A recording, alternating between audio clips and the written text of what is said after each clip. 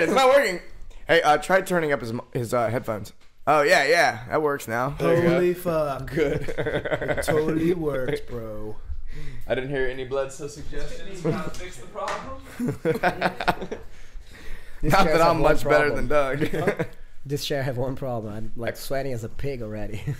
Oh. This is a super hot chair. My technological It's a hot expertise is chair. very Yeah. up and down. It's like Excel I can use, and then microphones I can't use. It's all about Cameras frequency. I can't use either. I describe Doug's skill set to people PowerPoint. this way. I can use. I say Doug's really good at 3 things.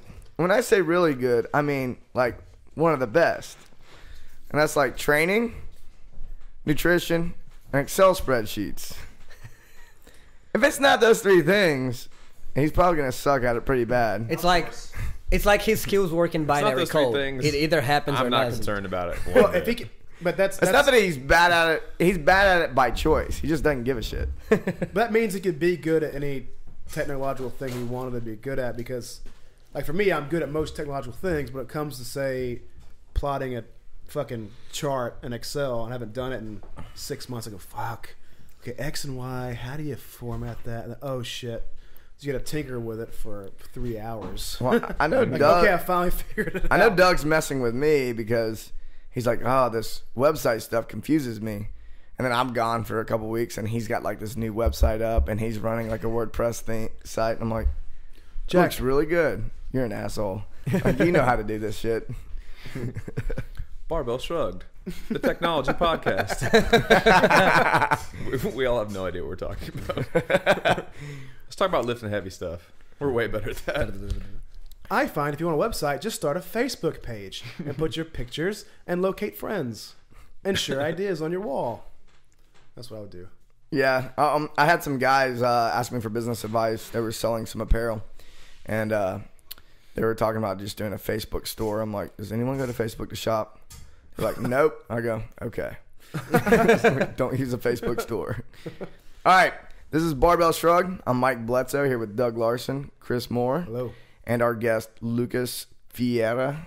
Fejeda. Lucas Ferrari. Yeah, I was Ferrari. Lucas, whatever you want to say the last How do name. you spell your last name, please? Ferreira.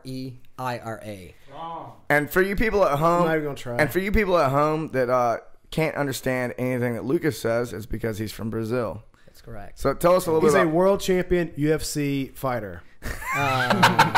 As is everyone from Brazil. That's correct. Just like fighting the monkeys. And going you're out. You're not allowed into Brazil to have children if you're not. And you're from the same town as Silva. Anderson Vanderlei Silva. Or Vanderlei Silva. Vanderlei Silva. Okay. And you used to fight with him growing up. I think actually Anderson Silva is from the same place. too. Curitiba. Curitiba, yeah. It's So- the place from where Shooter Box is from, which is the gym that's really famous actually. You told me a funny story a long time ago that was really good. You were coaching, or you were personal training in the same gym that Vanderlei Silva was training in? That was a friend of mine actually. Yeah, Oh, a With friend of yours. mine. Yeah. Okay. And was it Vanderlei was like punking people Oh out in yeah, the yeah. gym? Well, no, he had this.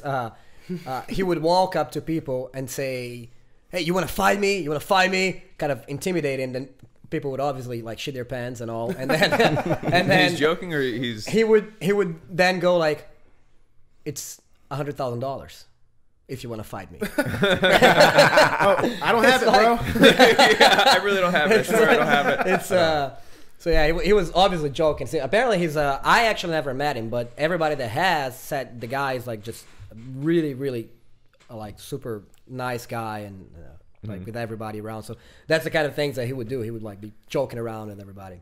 Like, ha, good joke. Yeah, Good joke.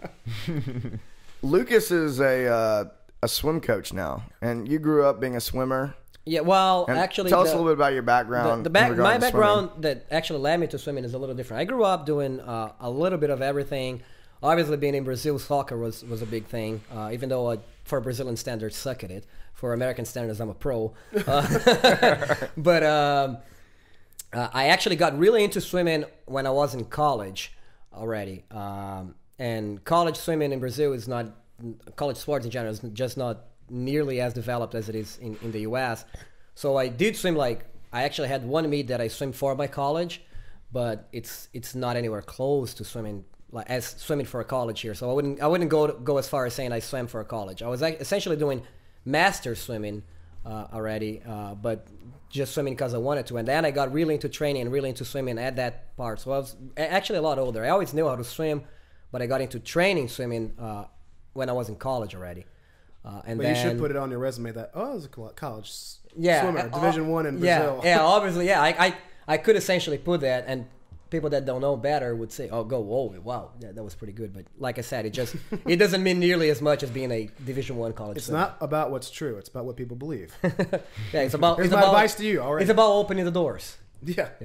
So anyway, I worked with swimming for a little bit. I actually worked with swimming, and I taught at a high school and coached other sports, soccer and volleyball, for a couple of years after I graduated college, and then moved to the U.S. To do my grad school over here in Memphis. And then I still really wanted to train, and then the only way that I found that I could continue training swimming was to join a club team, because there was no master swimming going around. I actually wanted to be a little bit more serious about my training. And so I joined a club team here in Memphis and swim with them for the 2 years that I was going through grad school.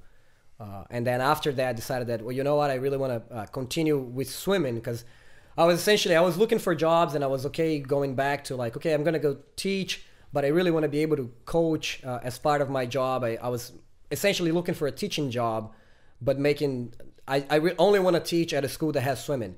Until it was like, why am I looking for teaching then? It's like teaching is secondary. So it just really, and plus my background in terms of school is like my undergrad is, even though in Brazil it would be called PE, phys ed, it's actually a mix between physical education, teaching education, and physiology or human performance or whatever you would call in the US. I had physiology, had biomechanics, had all that in my undergrad. And then my graduate was health and human performance at the U of M. So again, I had everything like going away from teaching, and finally just like, you know what, I'm going to give it a shot to just go ahead and coach full time. And that's what I did after that.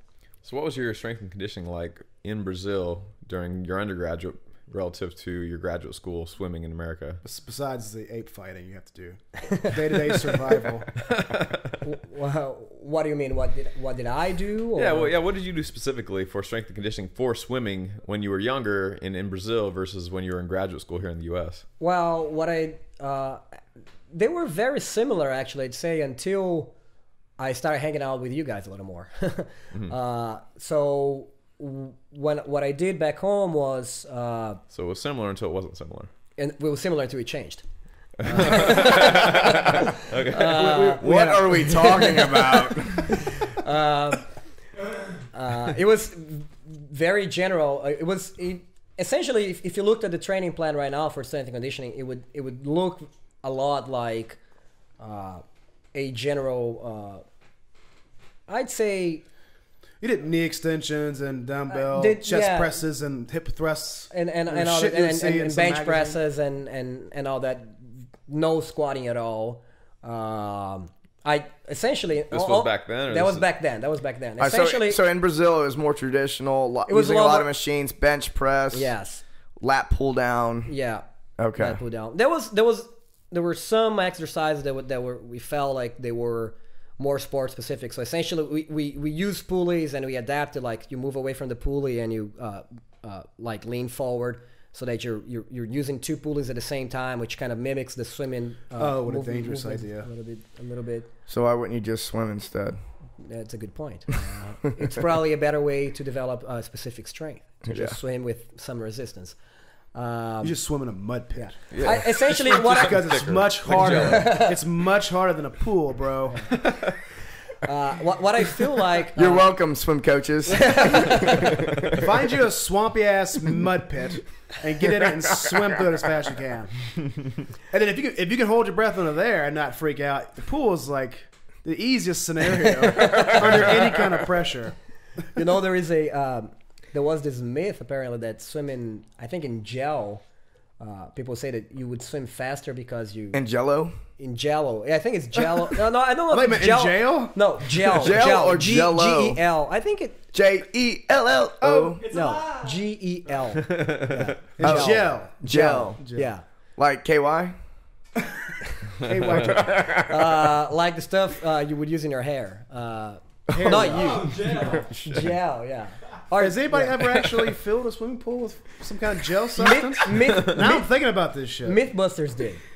Really? Test like drag and stuff? Yes, yeah. So apparently it was slower. We should call Brad. He's got this supplement called Heavy Water. You can try to swim in that. We should come up with something you can sell to swim coaches. Just add it to your pool. It makes your water heavy, and you swim through it. Like a little package. Charge like $100 for it.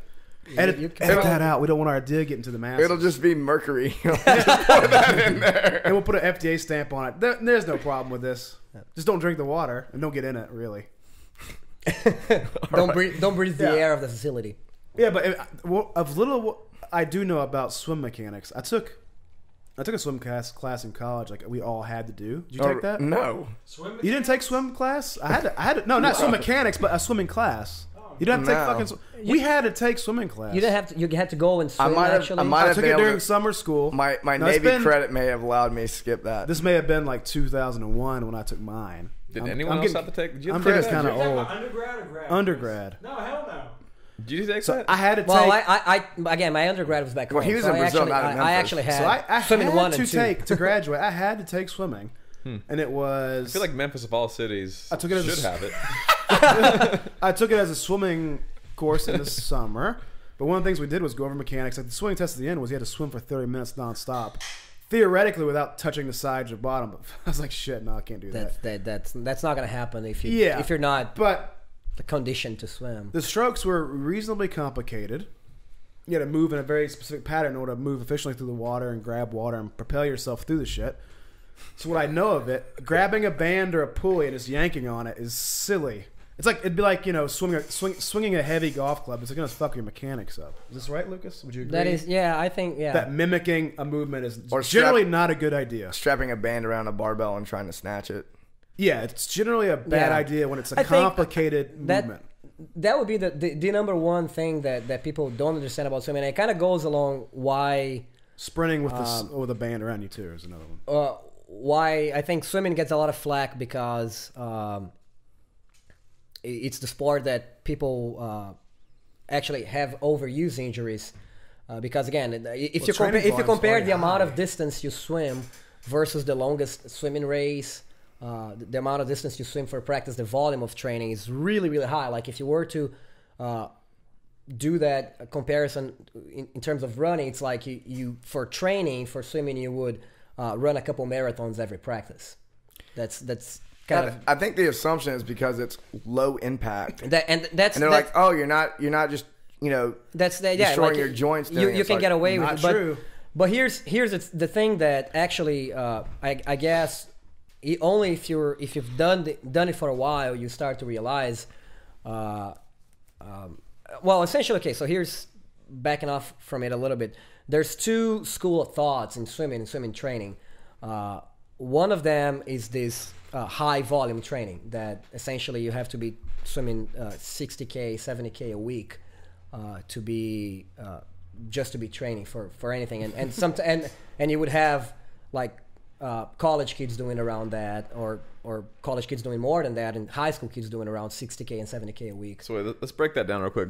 In a single session, what does that look like? Like if you have a regulation length pool, what is that, 25 meters? 20 in the US, 25 yards would be the most common one. So 25 yards. So per practice, how many times like down and back in the pool is that? So we can get some better perspective. I would have to do the math, but it would be about like 8,000 yards of practice. It's over a mile. 8,000 yards per practice. Yes. It's over 3 miles. For training. So you're right. I was thinking about feet. It's hundreds of times down and back. Yes. Right. It's I'd say okay. So it's like all day swimming. 50 would be 2 times. So 500 is 20. 200 is 5,000. So you're looking about 800 times. Jesus. Okay. Yeah. So this sounds even more extreme than what like a marathoner thinks they must do typically to prepare for a marathon. Well, again, if you look at, I think generally when you look at race times, let's say 100, a swimming race, 100-meter freestyle, for example, it's done in about world class guys are now going around 47 seconds.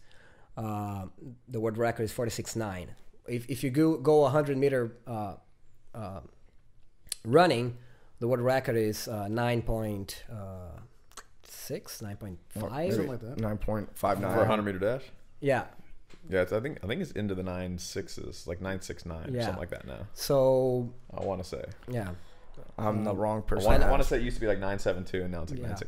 I know it's Usain Bolt lowered it down for it a all couple sounds times really now, fast so. to somebody who can't move very quickly on land or water. Yeah. So anyway, it's like you're 40 looking. people in the world have ever broken 10, something like that. You're looking at around roughly 4.5 times running in terms of swimming. So again, like the time it takes for you to complete 100 meters swimming versus 100 meters running, it's roughly 4.5 times. So when you're talking about running 8,000 or swimming 8,000 yards a practice, you're essentially talking about running like an hour and a half. Yes, well, 2 hours. 2 hours is the length of a practice. So You guys are taking taking breaks in between. You know, you'll do 400 and then rest. Yeah, there's a lot of interval training in Right. swimming. It's usually not just let's just swim 8,000. There's some people that do like 10,000 for time, stuff like that. It's like 4.5 miles. Yes, Something like that. Yeah. And again, everybody's trying to mimic what I'm Michael talking Phelps about does, here, it's important. What I'm talking when I talk about like 8,000 miles, or 8,000 yards. 8,000 miles would be a little extreme. 8,000 yards, it's not the extreme actually. This is the extreme would be people doing like 15,000. Is that what Phelps does? You think? So wait, so we're talking Depends on part of the season. Depends. He's done that before. I don't think he's been doing anything like that anymore because he's kind of tailoring towards. And then he shorter fuels events. his recovery with nacho cheese and pancakes and McDonald's and Subway sandwiches. 10,000 calories. of Subway, pasta. the fuel of champions, whatever the hell they say in these stupid commercials. Yeah. Where all these professional high-level athletes supposedly are fueling their bodies with Subway sandwiches. It's the most ridiculous thing I've ever seen in my life. I don't know though. We had Don't forget Wheaties. It's the new Wheaties. We had Gil Stovall, which was in the 2008 Olympic team, developed with a team here in Memphis Tigers swimming, and then he was swimming for Georgia by the time he made the team. But right after the Olympic Games, he came back and he talked to the team, and that was the team that I was swimming with at that time. And he told us a bunch of stories about the Olympic Games. It was super cool to hear. One of the things he actually mentioned is that Michael Phelps' nutrition during the Olympic Games was atrocious. And it looks like this is actually a guy that has not tapped his potential yet. You're talking about the greatest Olympic athlete of all time, but he hasn't tapped his potential. Well, people talk about what Michael Phelps ate during that period of time, and they reference pancakes and whatnot. And I'm like, I think, well, if he did it, then why can't I? And then I tell him, well, he's obviously, if he would have eaten better, he probably could have done even better. Yeah. So it's too much. It's one of those guys. It doesn't matter what he does. He's gonna all that gluten. He's got those giant hands.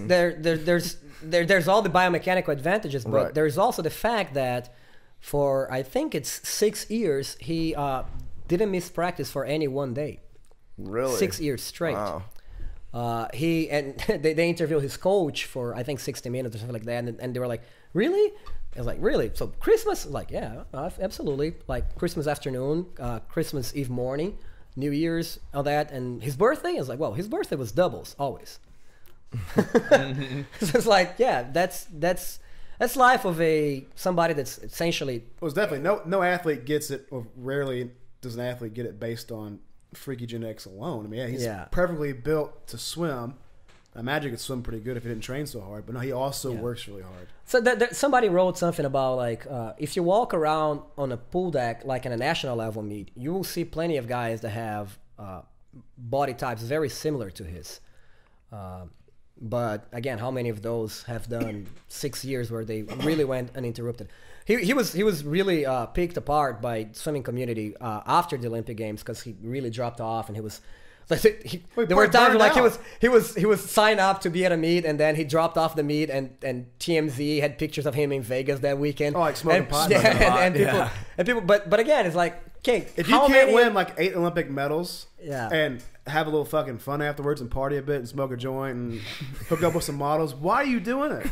I mean, what is the payoff? Like people go, well, I got to keep on training every day to London. I mean, honestly, I don't know why he has to.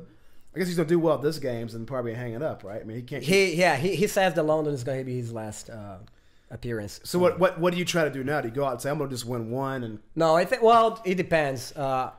Some people say that he should just go for the ones that are absolute certainty of wins, because that way he just sort of protects his legacy. He goes out, even if he win. I think he's got to win like 2 or 3 medals to actually have the most amount of medals of any. He already has the most amount of golds. Yeah. But I think somebody won more medals overall. So it's like 2 or 3 medals of any kind. He's so he could do anything, and he's going to have more medals than anybody. Oh, absolutely. I think it's not like he's going to place 5th. No way. Well, first of all, like America has the relays, and America's going to place at least top 3 on all 3 relays. Like that, and he will be part of the relays. That's for sure. Yeah. He's way ahead of the world in I'd say at least the 200 fly. He's like slam dunk. He's gonna win it. And then there's a couple other events where he's what I can't wait very for. Safe bet for Michael Phelps goes out there, does whatever, who cares? Hangs it up, does a bunch of blows, starts partying, starts hooking up with all these strippers and stuff, and gets really fat. So I have this big, tall, weirdly shaped, anthropometrically guy, big feet, big gut, weird features. I can't wait for the reality to hit. Michael Phelps of the future. Hey, I've got like 15 gold medals, okay? And these big gut and hairy chest and big ass feet. Sounds like a Saturday Night Live skit. Yeah. So I want to get back there's 2 things you were talking about. There's 2 schools of thought. Yeah. And then you got the long and you got the short. Yeah. Or the other not one, so long. Yeah, actually, yeah. So one of them is actually, some people talk about the like really, really high volume training. And that was very prominent, I'd say, around the 70s and 80s. So even guys that were training for, say, the 50 and the 100 freestyle, which are the shortest events on swimming, were doing 70,000 meters a week. And how is that structured, though? They just show up and they just do 70,000 meters? No, it's essentially broken up. You would have like a warm-up period where you do. Obviously, it's like an example would be 400 loose and swim, and then some kicking, some pulling. And then you do sets. So swimming is very much about interval training. The difference is how you structure that interval training. So in the long volume school of thought, it would be slower swimming with shorter amount of rests. So essentially you're moving for a greater portion of your practice. Mm-hmm. And then there's the very lower volume, much lower volume school of thought that is a lot more intensity. Much lower volume, really we're talking then some top athletes training 30,000 meters a week, which is half of it really, but much more intense. And so a lot more rest in between sets. So they're swimming 25 yards at a time, 50 yards at a time, maybe 100 yards at a time at the absolute most? Who are you talking about? For the guys that swim the shortest ones, like the 50s. Yes. And even so you would think that, okay, so distance guys have to go for one and sprint guys have to go for others. But there's been successful sprinters that have trained 70,000 meters a week and constantly done sets like 600-800s descent as part of their training. And these are guys that, again, their race is the 100. And they have been successful somehow. That makes almost no sense. Yes, but especially if you look at runners and the same type of running. Guys that are training for, say you're training for a 5K, you run, 200s to prepare for that. Exactly. Not and so milers. that's what I mean. Now the thing is I'd say the short distance school of thought is a lot newer. So a lot less people have gone through it and have actually given it a try. Mm-hmm. But yeah, I mean, there's now distance guys that came through the school of thought, and so these guys are the longest race you have in the pool is the 1,500 meters, or they call it the mile in yards, but it's 1,650, which is not a mile. But anyway, they call it a mile in yards, and it's not a mile 1,500 meters either. But anyway, what kind of sport are we even talking about? we're not very accurate. Making up names and shit. We just call it. I mean, as long as you speak from the heart, It doesn't have to be true. Like Rick Santorum. So And that's just a. We listened to an interview with the guy's publicist who said, "Well, he misspeaks frequently, but he believes in what he's saying, so we just don't feel he needs to apologize for it." Maybe he should get Joe Biden to run with him. Yeah, that's a couple. So anyway, I can't. Yeah. What was I talking about? Some swimming shit. Oh yeah, so the mile. Okay, so there's guys that race the mile that have trained and they're, according to them and their coaches, they have not gone over 400 in the same repeating practice for the last year. Mm-hmm. So all they're doing is like a little. It seems like you wouldn't like do much. I mean, if I was a 100-meter swimmer, I'd do a whole lot of intense 100-meter swims. Maybe have some you looked shorter at or longer, but. Have you looked at some of the training on the CrossFit Endurance site for swimming? I actually have not. No. They're more of they're very short distance and more intensity based. Okay. So that they're kind of on the side of like CrossFit Endurance came in as a whole to the endurance community and for running, cycling, rowing, and swimming, and they said, hey, let's do way more intervals, longer rest, shorter distances, higher intensity. So yeah, you might I think that's more focused on guys that are like triathletes, right? Not so much guys that are swimming races like the 50 and or the 400. How much space is there in your coaching day to day to try new things? How many novel ideas in the swimming world are there for training? Are there these kooky ass coaches out there who are trying completely different things that no one's ever seen? Yes. Is there some latitude to if you're doing lots of short duration stuff? Are you? It's like, oh, here's this asshole who's trying to go against the grain. think a lot of people would be looking at you actually like, well, you don't know what you're doing because this is. Here's the thing, like obviously because the high volume school has been successful, has been around for a longer time. It's actually pretty hard to try something different because part of it is also getting the trust of the community to some extent and of your swimmers. I think regardless of what you're doing, you got to realize that swimmers will recognize that they're doing something different. Yes, and a big part of being successful in anything that you're doing when you're working training-wise is having the trust of whoever you're working with. So it's maybe the most important thing. Yeah. Believing that what you're going to do is going to work. So if the swimmers don't believe in what they're doing, then you're in trouble. Do you think part of it is they need to feel just absolutely friggin' crushed at the end of the workout? So here's... I didn't get a good workout unless I'm laying on the floor convulsing. No, cramping like a lot of CrossFitters probably think. It's actually like I was doing Saturday. Obviously, if you, I'll tell you, we can go into this all later. Yeah, we'll touch on that. Yeah. if you talk to the kids about I have the magic pill and you're not gonna have to be swimming as much and you're still gonna be just as good, that sounds really great. So everybody would be willing to try that. I think. Here's the thing though, the one thing that. Okay, so let me kind of sidetrack before I explain why I think it might be counterintuitive and why the long volume school might be more right than we would think it is, just by looking at general exercise science research. Mm-hmm. I was actually reading just this the other day. There's these two opposing schools, and there's actually, if you look at swimming forums and there's a lot of discussion about them, and each school swears by itself and says that the other one is wrong.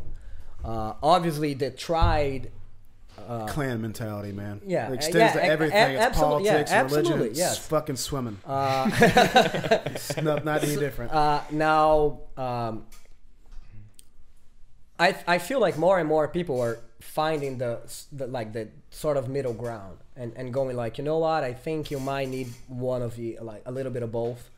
And like I said, in swimming, you might need more volume than you would think of by looking at any other sport. And the rationale behind that, and the rationale that it was the first explanation. So when I started coaching swimming, I was very much like, my background was more sports science. So I was thinking just like you guys, you're like, why are these guys doing like 800? This is just retarded. They don't need this. So let's not do it. And to be quite honest, I feel like the group I worked with, actually had a lot of success doing a lot of shorter stuff and very rarely going overboard with over distance and stuff like that.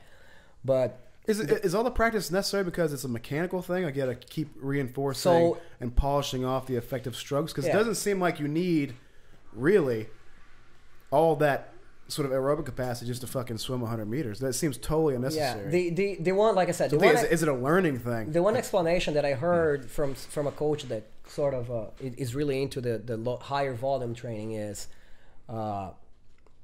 swimming is very unique in itself. And the first thing that makes unique is the fact that I really think it's the only sport that gravity is not the main force you're trying to overcome. What about water polo?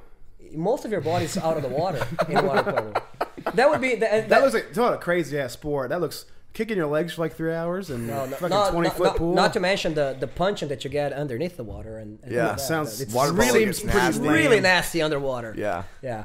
People don't clip their nails. I feel like with swimming though, like in anything where you're racing, the point is to train yourself to move faster. Well, so at some point you have to train yourself moving faster, which means almost automatically that you have to go shorter distance where you have the capacity to move faster, because you can't pick a longer distance and move faster. Right. Yeah. The point is you don't win by moving the furthest. You win by covering a distance in the shortest amount of time. Sure. Yeah, and the requirements to do that really fast repeatedly. So was that his only argument? Was that gravity was not a factor? Well, no, actually his argument was not that. The argument is that we're rewriting the swimming training rule book right now, bro. Yeah. The argument is that because swimming is that unique, the human body has gone through adaptations to learn how to swim, how to move efficiently through the water. So even though you're not moving at the same speed that you want to race, you're adapting to that environment where you're actually trying to overcome water resistance, which is something that you don't do out of the water at all. Theory. I think anybody can make the same argument for any other sport. I don't think so. Have you ever? Everyone always thinks they're the doing a to the snatch rule. is very unique. I promise. Well, have you guys ever heard the Aquatic Ape Theory? I'm all ears. No. I mean, there's obviously not. I think it was. The whole room went silence. Silence. I can't remember who proposed it. I think science. Shut up and let me say science. I'm trying to be scientifically sounding here. I think Stephen Jay Gould. I think that's his name. He was he's passed away. He was a famous human evolutionary specialist. But there's some evidence for it. But the idea is, why did humans shed fur and grow longer limbs and this, that, and the other? And the thought was that it could be that some species ventured close to water. So like prehistoric whales who got in the water to hunt. Already got this squashed. If you watch Planet Earth, there's a group of monkeys near India that they drop out of the trees and they swim quite a bit, and they're monkeys. Yeah, well, can I finish my statement? They still got fur. fur. Silly asshole. They still got fur. The idea in the theory was, again, I'm not saying it's a correct one, but the idea was that humans got pretty well adapted to moving through water to hunt for clams and, bay wildlife in order to support their lifestyle. So I'm just throwing it out there. So it could be that humans have an extended experience in water hunting and foraging in water and marine environments. For those of you at home, go rent Planet Earth and watch the monkeys dive. And by the way, just because some animals retain certain characteristics doesn't mean that others in the same situation wouldn't lose them. If the monkeys there can keep their fur and hunt for their food, there's no reason to lose the fur. Study up on your biology, asshole. Seems really confusing. Really, really confusing. It's confusing to your shallow mind. Bro. Anyway, I hijacked Lucas's explanation. Well, I guess the point is, and I agree with what Bloodsell was saying. Actually, I feel like anybody that's involved in a sport, like Doug would probably say, MMA is really specific to itself, and it's very unique. It's very unique. Very unique. It's a sport unlike any other. Yes, we're the exception to the rule, really. Yeah, for all rules. I wouldn't say like it's probably very unique in the sense that you feel like you're fighting for your own life. So there's a lot of other things that come, but which again, is why all sound training principles don't apply to us. But again, I think we punch against rubber bands 8,000 times, which is the worst idea ever, by the way.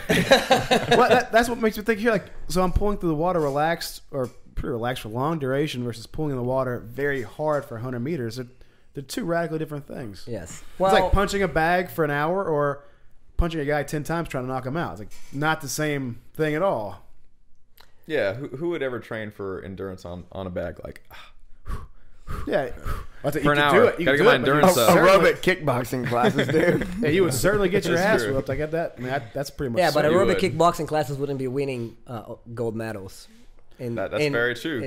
They wouldn't be winning UFC fights or something like that. Why does it work with swimming? Again, because they're the exception. They are the exception. Sport unlike any no, other. okay. So my explanation. Let's talk over each other. No, I'm just kidding. All right, Lucas. Oh wow, let's hear it. That totally worked, man. He just gave up. Everyone, let Lucas go. Go. You've got the mic. Go. Now I don't want it. Fail. Go ahead, dude. Anyway, I understand that. I understand that that concept, and to some extent, every sport is unique. I guess again, the thought process there behind that school, or that some people have with that school of long volume, is that because we are not aquatic animals and swimming is the only sport that you are actually in the water, this is the sport you need to adapt to the environment you're doing it. Unlike any other sport. Are you talking about gills? Waterworld. Yeah, you would not. I've seen Waterworld. Yeah, you would not develop. Okay, so basically you're saying that you're spending more time in the water. Zoom in on this, Chris. You're getting more practice. CTP. Yes, essentially that's. Zoom in on these bad boys. These are web toes. You want to see adaptation? Okay, that's true. Jesus Christ. There's two of us in the room that have web toes. You're the minority in the room right now. Both Chris and I. I am actually in the room with two guys. Can we close up on the web toes? Do you think are we related? We were meant to swim, Chris. And for some reason, we began lifting weights. If you look at my physiology, I was clearly meant to swim. Buoyancy and web feet. Well, I'm actually not buoyant at all. I can lay down on the bottom of the pool or walk across the bottom of the pool. Well, that's because you have the bone density of a boxer, like a boxer, like a dog, like well, my bone density is very high. You have a bone density of somebody that's been under 1,000 pounds several times. You're like 1.7. Yeah, it's like 1.7. You had the highest out of all of us, that's for sure. We were like 1.4. That's why I look so thin, but I'm so heavy, really. You're just big bone. But yeah, I'm obviously larger, but you're just thick bone. Everybody my whole life is always surprised when I tell them what my weight is, because I guess I never quite look as big as I actually weigh. All right, so let's get back on topic, please. So you gave the argument for I think we all understand like the short duration, high intensity. that was the one that argument. That seems really obvious to anyone who has programmed for any other sport. And then you're talking about why swimmers feel like it's different. Is there any examples of coaches that have almost done just a high intensity, low volume? The problem is there's plenty of examples of coaches now that are being really successful with the low volume training and high intensity. But those coaches work mostly with college athletes, which by the time they get to those coaches, they've already had high volume training. Or the argument is that they did. Now, there are club teams, which means teams that have youth programs, that also walk away from it. And some of these have been successful too. Okay. So it's like I said, I think this is just a newer school of thought and something that needs, it just will need some sort of a greater period of time before people are comfortable doing it.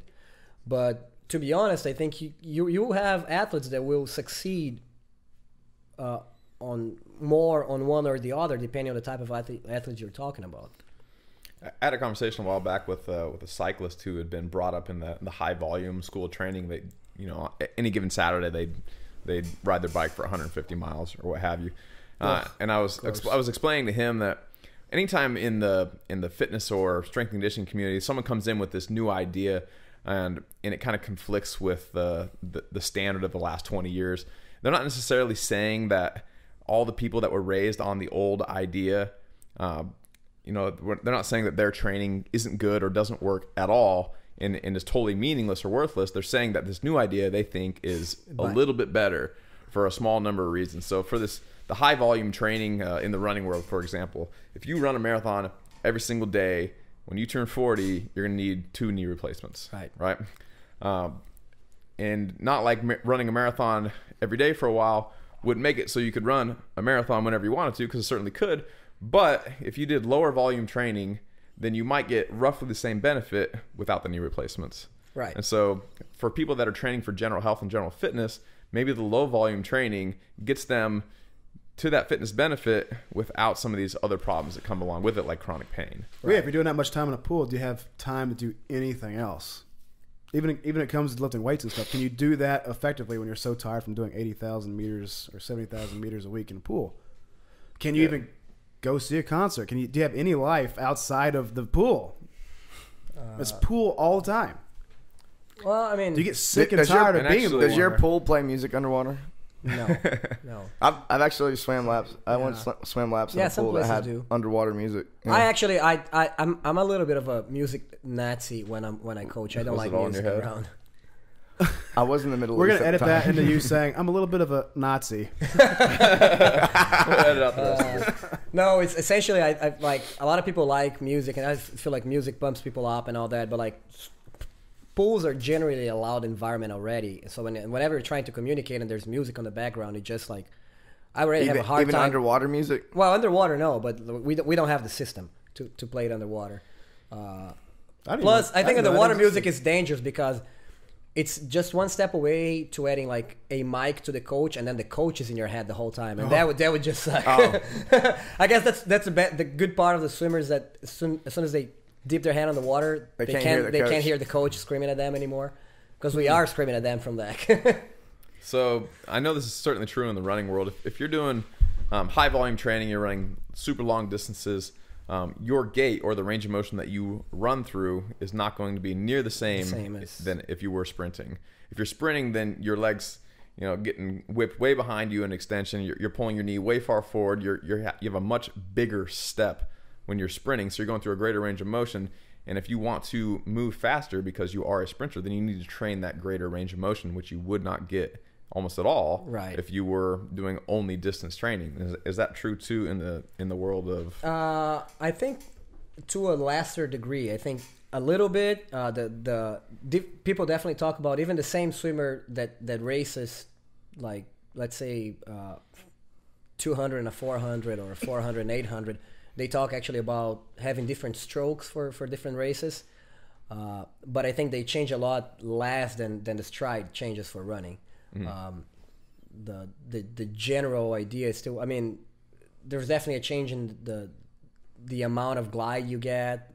You probably would try to get more glide. So you pull obviously much harder during a sprint. So you think there's range of motion is about the same, it's just more effort? I think when the hand comes out of the water too, it's a little bit different also. It's a little bit, for a longer distance, they're a little bit lazier out of the water and not as aggressive to get back in the water. Well, yeah, because you're essentially gliding for a longer period, so you're not necessarily trying. Yeah, I mean your stroke rate changes a lot, I'd say. I mean, generally speaking, the stroke rate would be a lot higher for shorter races than in long races. Yeah.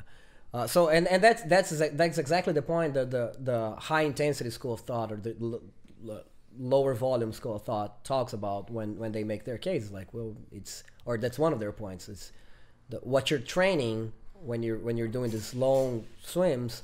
You're training a different stroke than the one you're going to use in a race, and so that's not as effective. And I mean, like I said, I think I agree to some extent, but I think when you're talking about developing athletes, I think there is something to be said about them just learning to deal with a different environment, which is just sort of, again, just learning to deal with the fact that you're submerged in water versus being on land, like you live your whole life. But if you did low volume training for 15 years of your life, wouldn't you be used to being in this different environment? You're still in the pool every single day for decades. Probably. I think the other thing too is, and that's why I say that different athletes probably can succeed with more or less, depending on the school of thought that they're into. More than likely, you're right, I'd say. But good job, Doug. I won. More than likely, you're right. Yeah, but Doug's gonna start coaching swimming now. Yeah. That's right. You would have to make sure you're working with an athlete that's actually giving you the effort that you're expecting. That's the other thing too. All this is said on the assumption that everything they do is 100%. Exactly. If they're swimming 100 meters, they're swimming at 100% as fast as they possibly can. If they're swimming 8,000 meters, they're still swimming at 100% as fast as they can. But by kind of by default, they're going to have to do it slower than the 100 meters. Doug has some experience with this, and what do you say? Just about every MMA fighter you know probably trains in a way that you perceive as being pretty shitty. Yeah, the traditional model for wrestling and boxing, and then now MMA is, you go to practice and you do all of your either wrestling or pad work or sparring and stuff, and then for your strength and conditioning, you go for a jog, or you just do push-ups. Or you take like 5-pound dumbbells and punch for 15 minutes or something. Yeah, push-ups and sit-ups, and whatever's perceived to be tough, they think will give them the most benefit, don't want to get too and that's bulky. not necessarily the case. That kind of mentality in the boxing world and the wrestling world, how long has that been pervasive? For the whole duration of those, like how many boxing training sessions have you seen with guys doing long miles on the road and doing long training sessions with lots of rope touches? I know, kind of like I just said. Rocky went swimming and he won. Rocky also did like hardcore training in the snow and with like lumber. He was that was after the swimming. He beat the Russian. Before? He beat the Russian who had the isokinetic machines and everything, and the drugs and the steroids one of the and the greatest flat scenes top in movie history. Yeah. Well, they're doing that's like true, isokinetic ab twists, like hardcore training methodology. But going back and watching we make fun of it. But that's totally like what's in the public's eye, and then it's copied. Like, I got to do that. It looks really hard. Yeah. If you're a fighter and and somebody tells you don't go out and run 10 miles, you're like, wait, what? I have to. Why? Who doesn't do that? It's assumed that we should be doing all these miles. Yeah. I want to get back. Doug's had success by not doing it. Earlier. When's the last time you went out and did road work, Doug? In Africa, I ran. I ran on the beach because it was nice out, and I was in Zanzibar. But that's more like I just want to wake up and move before I not with go your on safari. ailments of your exotic lifestyle, but when you're training for a fight. When was the last time you did like road work to prep for a fight? Have you ever done that? More or less never really. Yeah. I mean, maybe high school. And I don't know if you high know, school wrestling. audience, but Doug has kicked the asses of lots of men. Kicked their asses in the ring. So actually, I talked to Lucas the other day, and we were talking about your training specifically. Right. And you don't run, you don't do the typical MMA or the boxing strength training. Mm-hmm. You're more into. What are you into? What are you perceiving as traditional MMA or boxing training? The push-ups. Let's see if you know what the hell you're even talking dumbbells. about, Michael Bledsoe. Well, this is a question that Lucas had. He was wanting to know, since Doug doesn't do CrossFit per se. Why? As CrossFitters do CrossFit, but he uses his own strength training program. Something that's very different from CrossFit and the traditional, MMA strength training. The ebook's coming out right now. What is he doing? The Doug method. Yeah. That's right. My so what was your question exactly? Well, actually, it was like I said, it was actually watching one of the earliest podcasts. I think somebody mentioned, Doug doesn't do CrossFit because he's a fighter. He does his own things, and it just really I was instantly. I was like, I was interested in knowing what it does, and obviously part of that comes from you guys being around the CrossFit community know that part of the flack that CrossFit gets from some people is that CrossFit is not for athletes. I don't know if you ever heard that. Right. Well, depending. Constantly, yes. Never heard that. Well, I mean that's for people that don't like CrossFit. All the time. Yeah. So depending on what you're competing in. If you're competing in CrossFit, CrossFit's perfect. Oh yeah. Well, so that's exactly how I view it. Like, CrossFit is a sport, and some people choose to use that sport to make huge leaps in their fitness. And that's totally fine. If you want to do ultimate frisbee 5 days a week and that's how you want to improve your fitness, you will get more fit.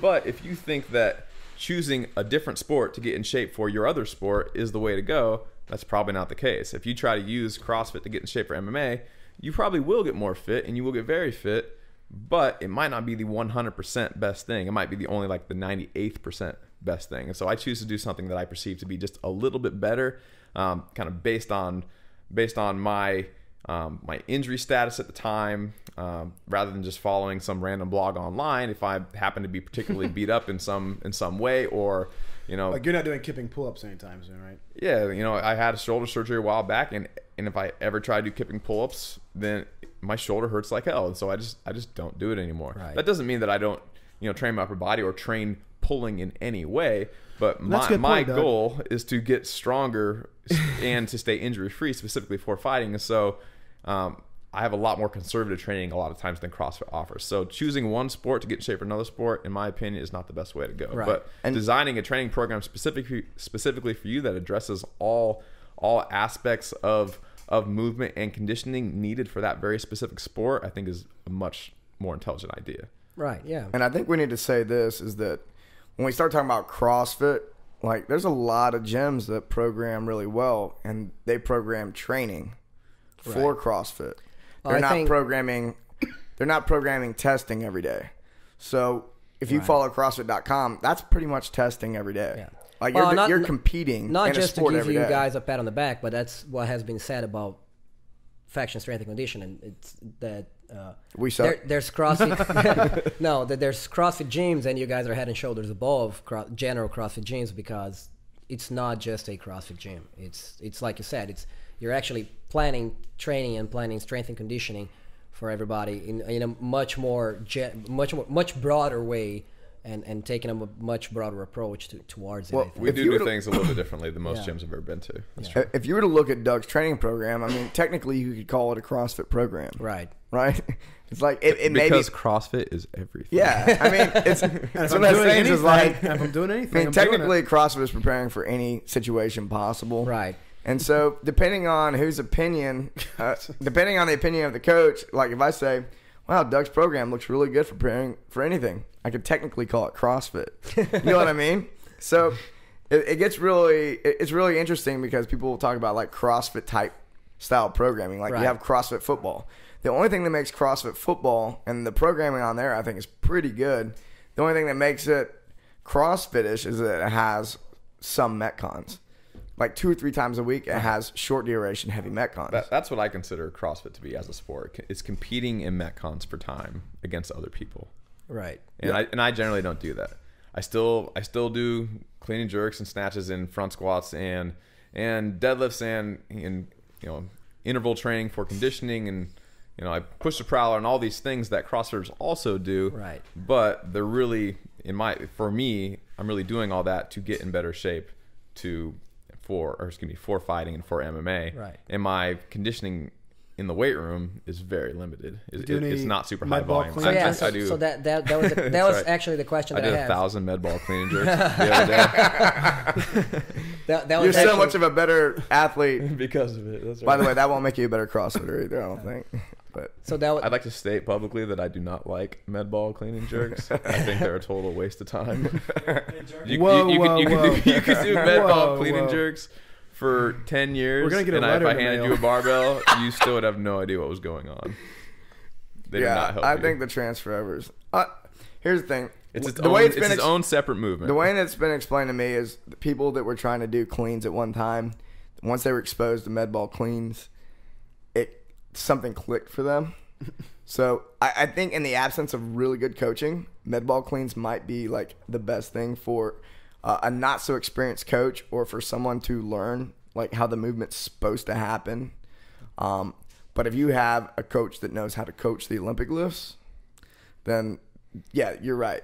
Because if someone learns how to do a med ball clean, I have to change their starting position when we start doing cleans. well, I think I mean, like I'm it's like the trying- very first thing you do has to change. If you I'm want to learn to clean, you take 2 people. One person has a med ball and they start practicing cleaning. The other person takes a barbell and they start practicing cleaning. The person with the barbell is going to learn a lot quicker than the person with the med ball, even if after 2 weeks the person with the med ball switches to the barbell. And once you learn how to do cleans with a barbell, is there any reason to do a med ball clean? No. We're programming med ball cleans into our next faction games. It'd be the 2 hours to do 1,000 med ball cleans, and everybody will go home. No one will watch it. It's the silliest thing ever.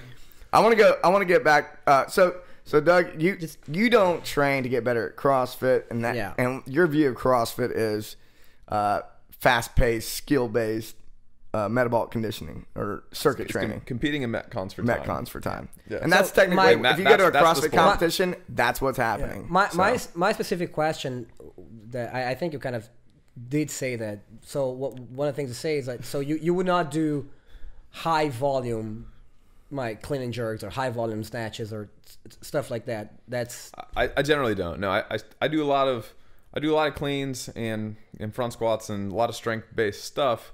But for the most part, I don't do super high volumes of those types of movements. My strength training is exactly that. It's training for strength. It's training to increase speed and power. And then most of my conditioning is all my MMA specific work. It's actually wrestling, actually sparring, pad work, heavy bag work for boxing. And occasionally, like once a week, I'll do some type of 30-second, maybe a minute at the longest, maybe like run a 400-meter sprint as fast as I possibly can, but like pretty low volume, max effort interval type training. I'll aerodyne sprint 100% effort for 30 seconds. I'll do like 4 of them. I'll lay on the ground for like 45 minutes, not trying to throw up, and then I'll go home. And that's about all it takes. Right, it reminds me of, here comes my allegory. Get ready, everybody. What makes a good chef? What do good chefs do better than really shitty chefs or average chefs?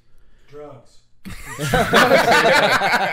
Makes them super creative. Well, a good The chefs I know that are good are on drugs. Okay, focus. Sorry.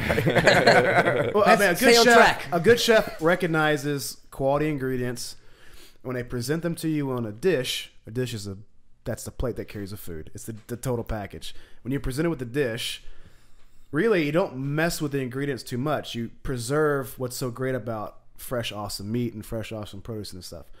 So it's like you got to respect the ingredients. So I think what's really good about training is that you pick the exercises and you stay true to what that exercise is supposed to do and it's supposed to represent. So, why would you do a box jump? A box jump's to make you more explosive and faster. And why would you do a snatch? Just to be more explosive and fast. I guess if you take those ingredients and you make them something they're not, I mean, maybe there's a use to them. I mean, you could take a steak and cover it up with curry powder. I guess it still tastes good to somebody. But if you just fucking left it alone, it'd be 10 times better. So, I mean, there's better ways. There's exercises that do a better job of doing what you're going after than a certain exercise that's been manipulated and abused, essentially. Well, I'm going to twist this on you. So Just we like to bro. eat carrots. We maybe want to like roast carrots and, we eat them like that. But what'd you have today? We had carrots that were pureed. And it was delicious.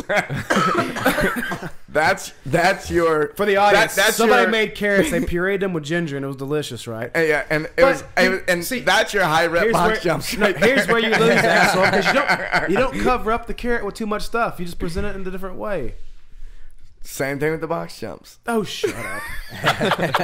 I carried the point. My point is being that if you want to get faster, more explosive, should you do 100 reps of snatching or should you do less reps with better execution, better form, and higher or just power? break it down. I'm all for using snatches for any athletic goal. As long as you know why you're doing it, it's okay with me. If you're trying to train explosive power and you want to do 8 sets of doubles, that's fine with me. But if you're trying to increase your 15-minute Metcon domain and you want to do 150 snatches with 75 pounds for time, that's totally fine with me as long as you know why you're doing it. What if you're trying to you don't think you're doing something you're not? What if you're trying to be fit, bro? Then you're supposed to do all of it all the time with no rationale by following a website from someone you don't know. Because I'm looking to be really fit. So follow our website at Faction Strength. That's right. So as long as you know why you're doing it and the person that's writing your workouts has some rationale that makes sense, then it's okay.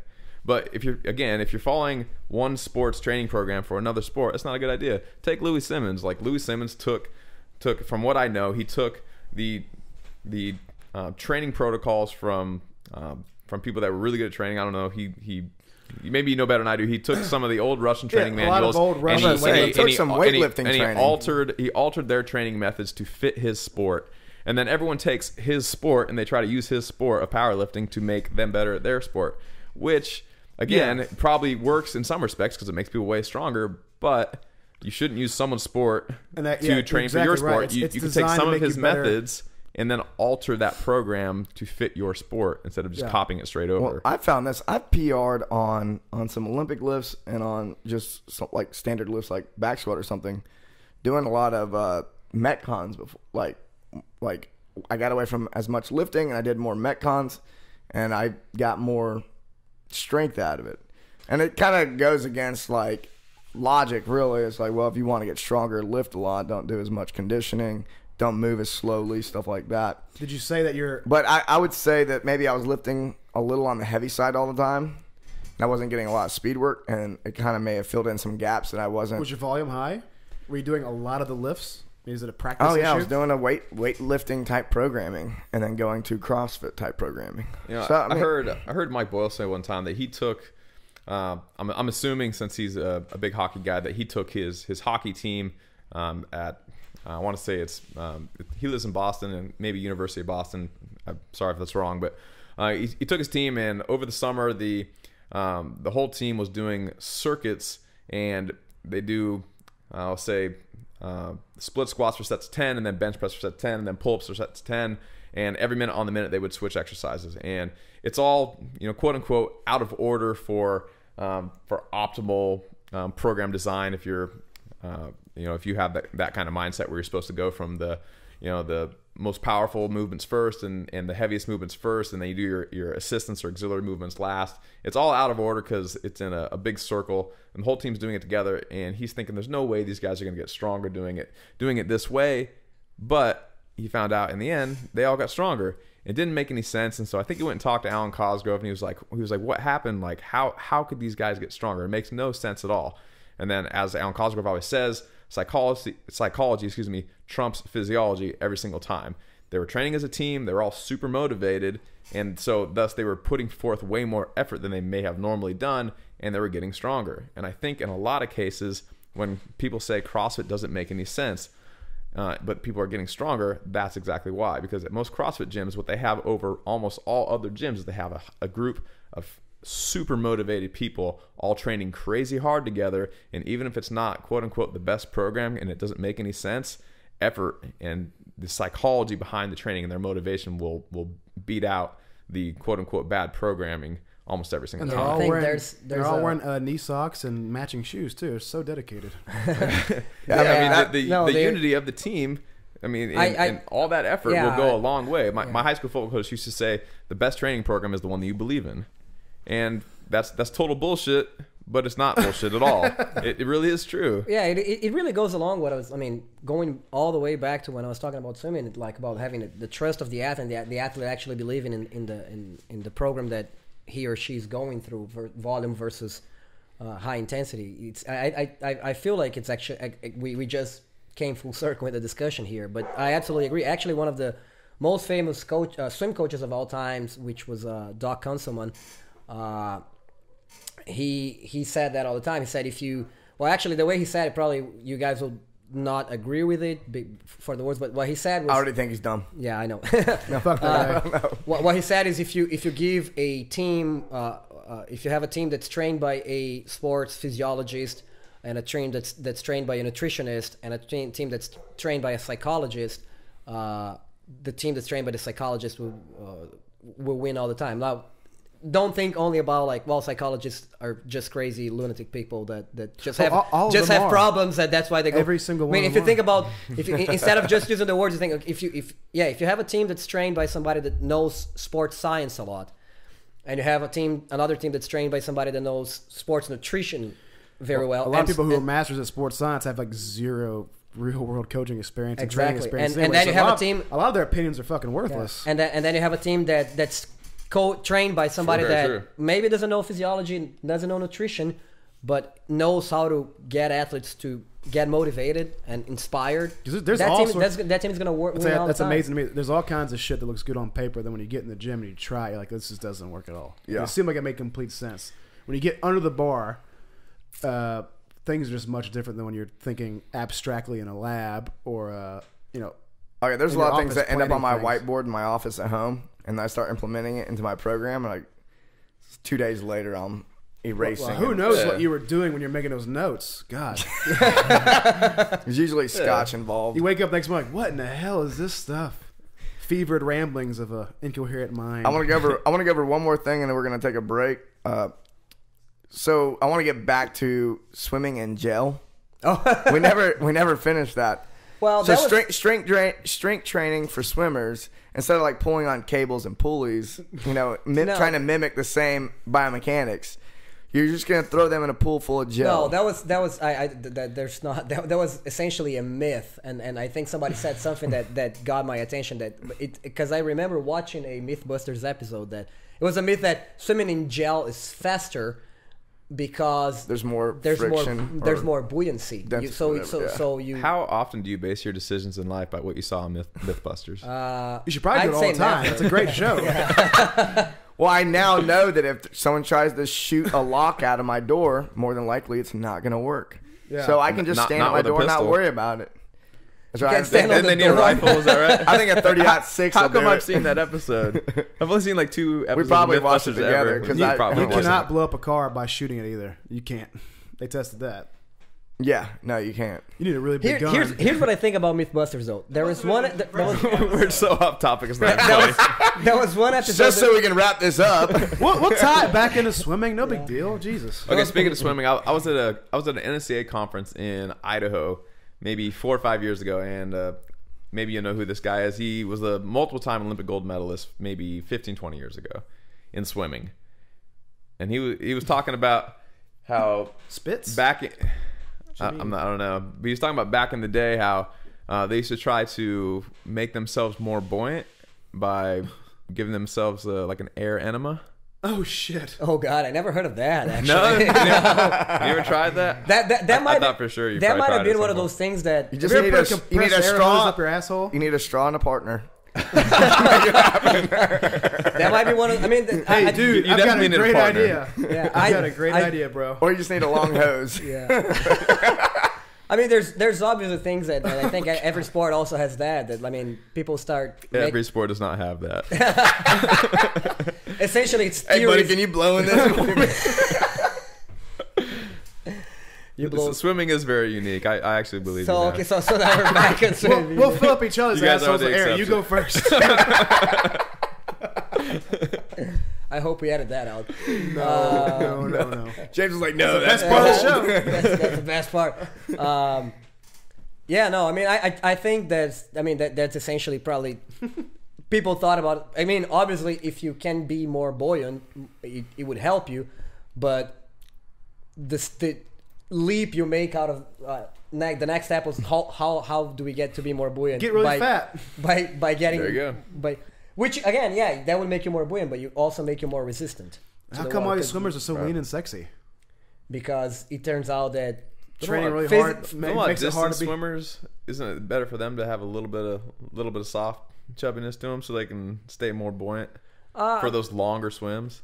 No, I think essentially like the English Channel swimmers are all chubby and fat because you get on the water, you're gonna fucking die. Didn't anyone ever swim the? That's something bad. You can't say that about the UK people, asshole. What's the distance between Alaska and Russia right there? Is that the Bering Sea? Bering Strait. Bering Strait. Did anyone ever swim that? I have no idea. You can walk it. I'm actually. I mean, I'm very into pool swimming, and I follow some open water swimming, but like these channel swims are essentially. I mean, that is a different sport. Because then we're talking about several mile swims and all that, and it's not time just to get there without dying. And you win. And in that case, you're not talking about covering the distance in the least amount of time. You're talking about making it there. How do you train, Lucas? So we talked about the endurance crew and the high intensity. Like what is the if I were to train myself? If I were to train myself, well, I think there's. If you could go back and do it all over again, what would you do?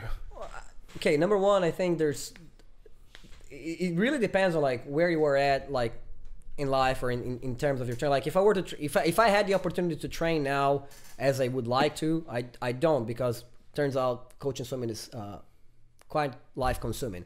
But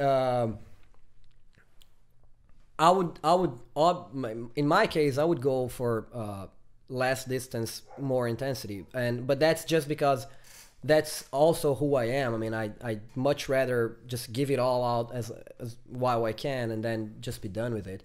I was never able to. The thing is, myself, I was never able to hold intensities for like 600, 800, 1,000 meters. But with that being, you're just a better sprinter. Yeah.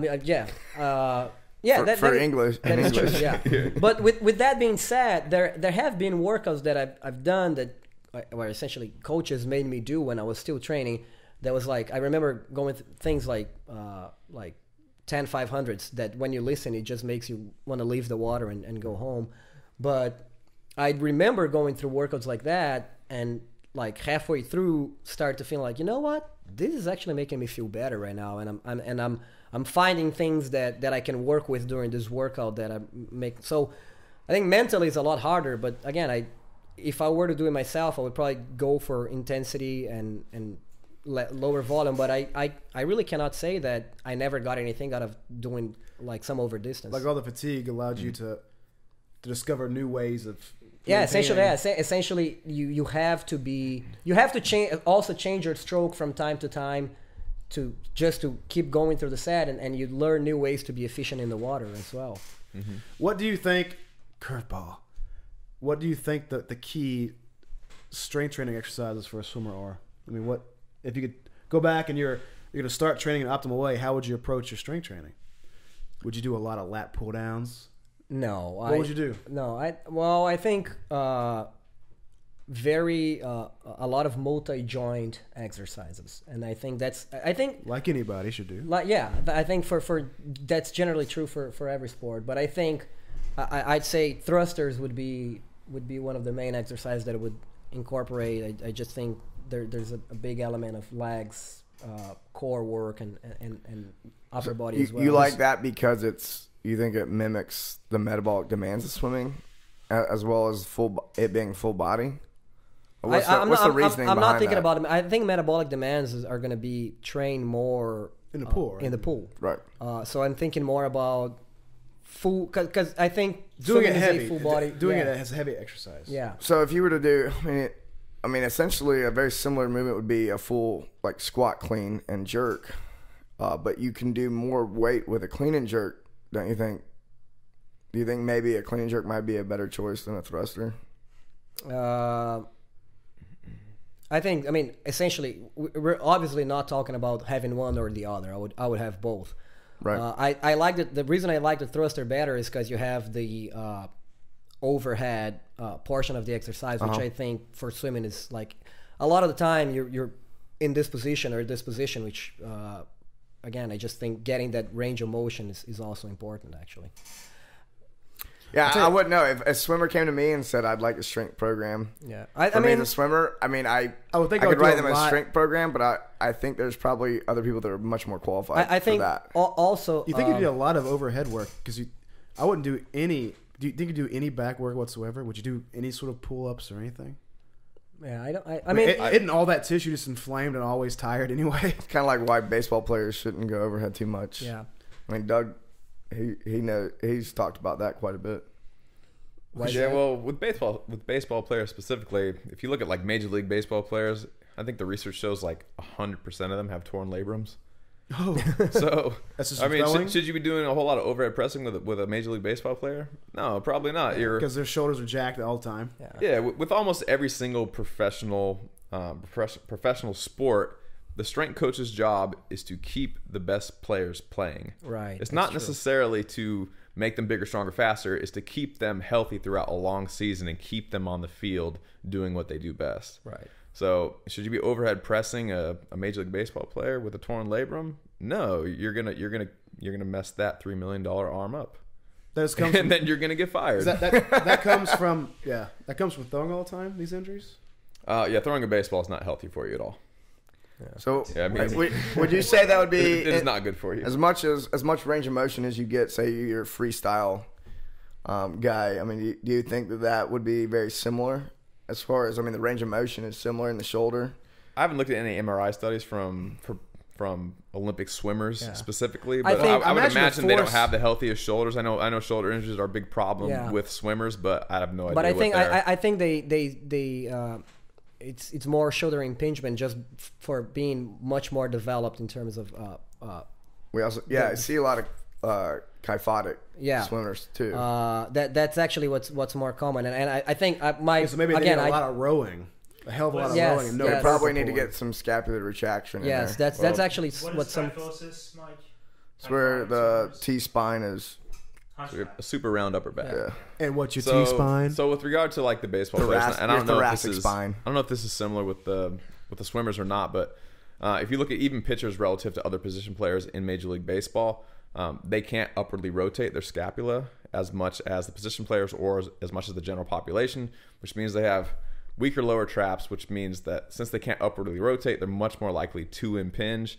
And they also, with each throwing motion, they get so much external rotation and so much deceleration into internal rotation that they tend to, over time, lose internal rotation, which, as they go across their body, decelerating after they release the ball, since they can't internally rotate, they destabilize their scapula and they roll it forward, and then they get, in addition to slap tears, they get, which is one way to tear your labrum, but they get many labrum tears, like as I just discussed. But along with that, they get rotator cuff tears because they're constantly putting their scapula out of position, and then the head of the humerus is running into their acromion, which is the top part of the bone on your scapula. Right. So I don't know if that's the same with swimmers or not, where they get. I think the biggest difference is that throwing is a ballistic movement and swimming is not. Yeah, that's a big part of it because there's not heavy deceleration. Right. And you think there's impingement just because of It's just overuse generally, I think. they're lacking mobility due to overuse.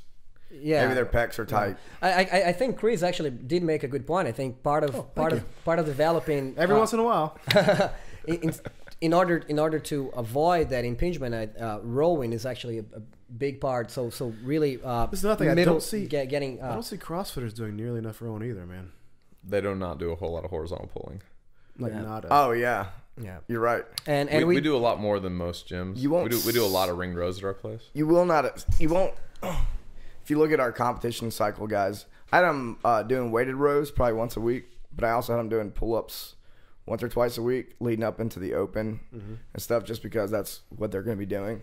And now none of them are doing any pull-ups. Like, they're not hanging from a bar at all. Like, unless they're going to regionals. It's dangerous. People think if they're going to regionals, they're pulling up, they're doing pull-ups. But if they're not competing anytime soon, they're doing nothing but rows. I mean, it's a bit of fallacy in how people approach their exercise selection, because I think, well, a pull-up's more natural, and I'm going to be doing that in competition, and it's more of a functional thing, and pulling my body weight up, and when you're ever going to really do a rowing thing out in the real world, blah, blah, blah, blah, blah, fit fart, whatever. But just sort of missing what the basic exercises can contribute to, and sort of overlooking essential balance. Like, you need to be able to bend over, maintain posture, pick up a heavy weight, and bring it to your chest. I don't know if people are assuming when they're programming CrossFit programs, if they're assuming that, like, rowing on an erg, they're getting their rowing in. I don't know if they're assuming that they're getting the rowing in. But really, way. if you're doing that right, you're not really rowing, are you? Big leg drive in the beginning, and then you sort of finish your arms. You should still be getting that same. The motion is the same for the arms, really. I mean, your hands are closer, whatever. I mean, it's very, very similar, but I think you should still be doing like. That's the range of I think you should be covered. doing like real barbell rows, real dumbbell rows, and single arm rows too. That because reminds me of a friend of mine who said he used to make excuses for why he shouldn't squat in his training. And he is a typical meathead approach where he's like, well, I'm going to bench because benching's awesome. I'm going to do my curls. I don't really squat because I'm walking back and forth to class all day and I'm using my legs a bunch. This is not a exaggerated story. This shit is 100% true. Yeah, I walk back and forth all morning, so I don't really know what I need to use my legs more. And so, like, well, it's quite different, isn't it? Squatting and walking. So yeah, I mean, a heavy barbell row executed well is really different than a 500-meter row or whatever. Yeah. Oh yeah, my shoulder's been injured to the degree where I could not hang from a bar, so I did nothing but rows, weighted rows for 4 months. Got back doing pull-ups, and the first week of back on pull-ups, I PR'd on my max reps. So just take a minute to consider that, audience. You don't have to necessarily do something over and over and over again to get good at it. There's other things that can build and contribute to performance in a given test without you having to constantly beat it to death. Yes. Sometimes you do. Sometimes you get better at doing stuff by doing stuff. You can get really good at squatting by squatting more and more and more. But other times you can get really, really good at something by almost never doing it, like a deadlift. Right. There's some people who deadlift all the time and are good at it, but there are people who, like me, if I deadlift more than once every 2 to 3 weeks heavy, my back is going to pay consequences for it. And if I don't get injured, I'm definitely going to get a lot slower in a pull. Yeah. So that's something to pay very close attention to. Very, very close. Good point. When I did come off of just doing rows and no pull-ups, my shoulders felt snug or tight. Like they felt good. Like if I do a lot of pull-ups, my shoulders feel loose. I don't know what's.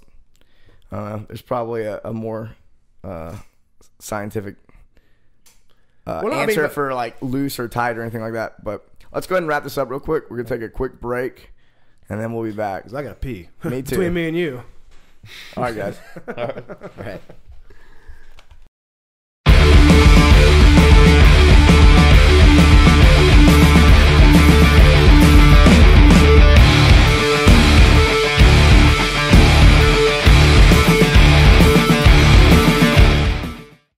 Well, all right, you got 30 minutes exactly. Hold on. We'll try 9:59. Hold up. What? I thought we had more than 30 minutes. About 30. Like, try to keep. Damn it, Jim! I need more time. Undo this. We don't have more time. You've got to make it work now, Mother of God. I'm Mike Bledsoe here. Barbell Shrugged. Doug Larson, Chris Moore, and Lucas Ferreira. Ferrari.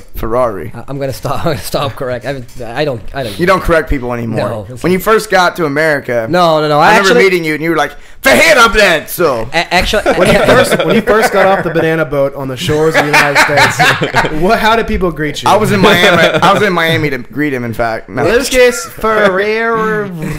I just held a sign up that said essentially, Ferrari. it's pretty funny because somebody comes to me and say, "Hey, I'm Mike Bledsoe," and I say, "I'm Lucas."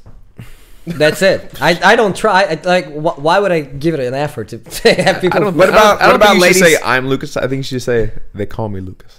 Okay, I'll definitely. I would suggest, and maybe you already do this, that if you're at a bar and you meet a good-looking lady, you should pronounce your last name.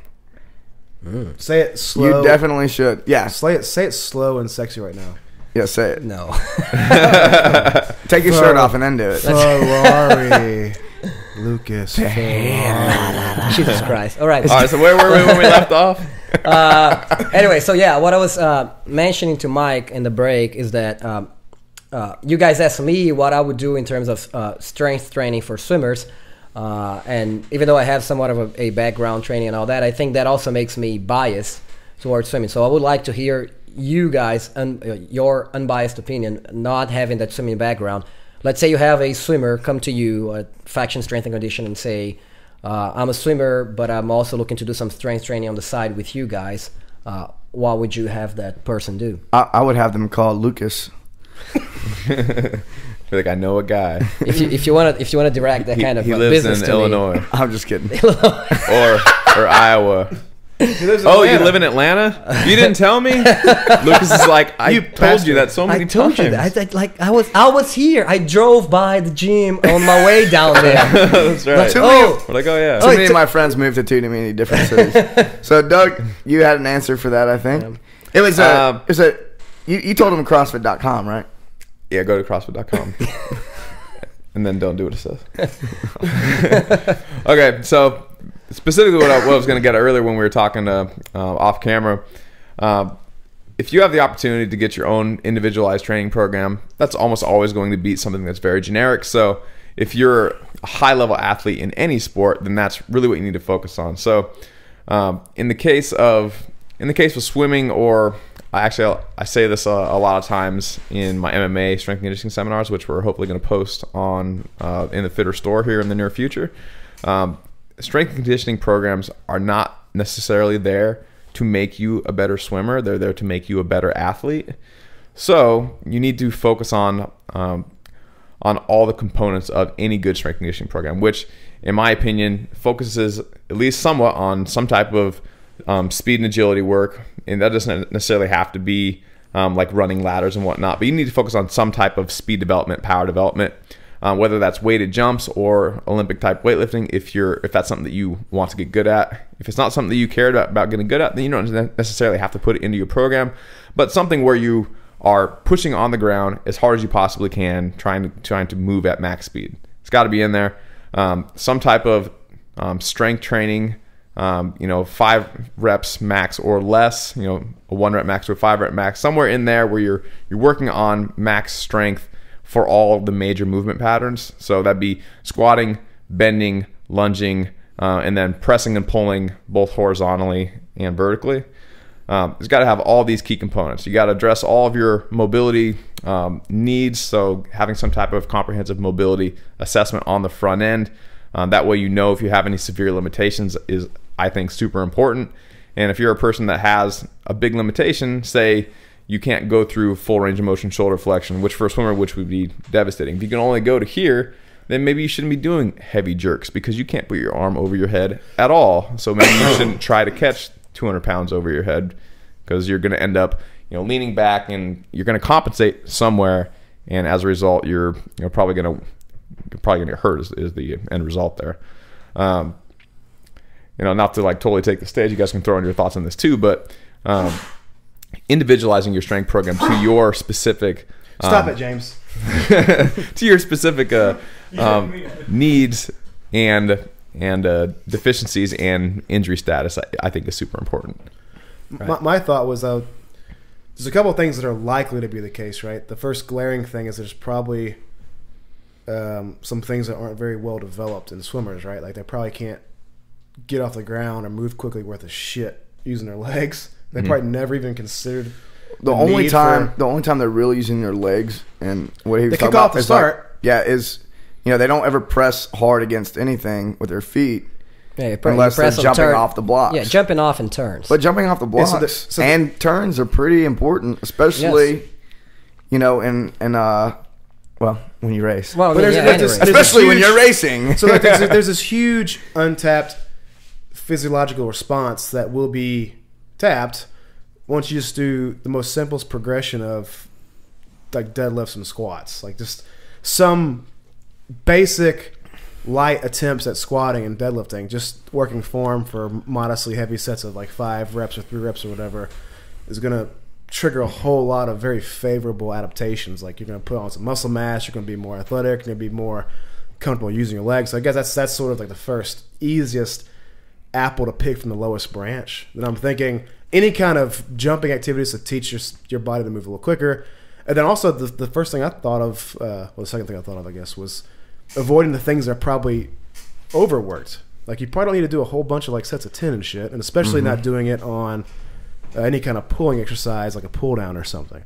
A lot of guys probably want to do a bunch of curls and pull downs first things first. And they probably do a lot of benching like any young athlete's going to do. And of course, those are the things that have their place, but are probably the most likely things to be overworked in any novice. When I say novice, I mean people with weight training experience. People who don't have a lot are going to hit those things first, and they don't pay a lot of attention to the jumping and using the legs and pulling with good form and all this stuff. Just like you were saying, I find that a lot of endurance athletes kind of put swimmers in that category a little bit, even the short duration guys. A lot of those guys tend to want to do a lot of reps. Right. Like they like to do high rep stuff because they're like, oh, that's just like I do when I run. Right. I run a lot of steps. Reps, yeah. Or I swim, high volume, so I need to do high rep exercise. And just as he was saying, do the opposite thing. Do the exact opposite, yeah. Yeah. You've got that shit covered. Yeah. Bro. Don't essentially don't do the same work you do in the water outside of the water. Yeah, I would make it as different as possible. Okay. I find that with runners and triathletes that are already runners and triathletes, you put them under a squat bar, you have them squat 5 sets of 5 a couple times a week, and their whole world changes. They're constantly, and especially with the swimmer with their feet, if they're flutter kicking, very small range of motion. I mean, anything other than the butterfly or the breaststroke really is a really small range of motion. So I would really like to see most swimmers doing deep squats. Were you around the lab when we were doing those tests on towards the end of my tenure at Memphis? We did a study on muscle physiology between experienced high power athletes like weightlifters and powerlifters, untrained lazy people who sat on the couch all day. We found a couple, did biopsies on them, and then local highly trained endurance athletes. And we did vertical jump tests, for instance, on the endurance athletes, and some guys were jumping like 1 or 3 inches off the ground. Had no ability to maximally contract and produce force against the ground and at a high rate of force development. It was shocking. And those same people, you take a clip of muscle out of the thigh and stain it to determine the different types of muscle that their whole muscles are comprised of, and they are very slow twitch. It's like 90% slow twitch muscle tissue versus even me. I'm huge and not the best athlete, but I can easily out jump probably any endurance athlete. So there's a huge potential from just working the things that you haven't ever even touched really. Yeah, I mean, balance is important for anybody, and not if you're the thing that you compete at is always going to take the priority. But having a terribly underdeveloped component of, like Doug was saying, there's these basic plates that need to always spin. They don't all spin at the same speed, but if you don't even have one spinning, that's a huge problem. So if your force production capabilities or your mobility or your endurance, if one of these things is terrible, same goes for a powerlifter. If you can squat 900 pounds, but you can't drag a sled 100 feet without getting out of breath, or you can't do 100 jumping jacks without getting out of breath terribly, or whatever, that's a huge liability for you. I mean, it shows a basic underdevelopment of your physiology. Right. It's just not a good thing. Right.